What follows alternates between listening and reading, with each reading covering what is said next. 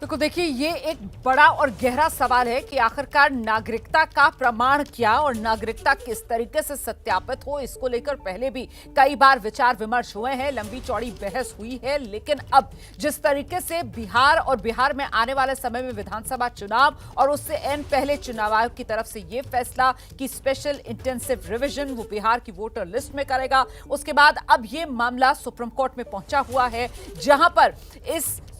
चुनाव आयोग के फैसले के विरोध में जो तमाम अलग अलग याचिकाएं पहुंची हैं, उनमें यह कहा गया कि साहब चुनाव आयोग ने रवैया मनमाना अपनाया है। तो उस पर अदालत में आज जो कार्रवाई अब तक हुई है, अदालत की तरफ से ऑब्जर्वेशन आ गया है कि जो कार्रवाई हो रही है चुनाव आयोग को संविधान सम्मत कर रहा है, वो चुनाव आयोग का संवैधानिक अधिकार है। इसके अलावा 11 दस्तावेजों का जिक्र किया गया। वो दस्तावेज जो चुनाव आयोग ने मान्य करार दिए हैं, उनमें याचिकाकर्ताओं के वकील कह रहे हैं कि साहब आधार को जगह क्यों नहीं दी गई है, वोटर आई कार्ड को जगह क्यों नहीं दी गई है, जो राशन कार्ड है उसको मान्य दस्तावेजों में क्यों नहीं शामिल किया गया है। ये सवाल याचिकाकर्ताओं के वकीलों की तरफ से पूछा गया है, जिस पर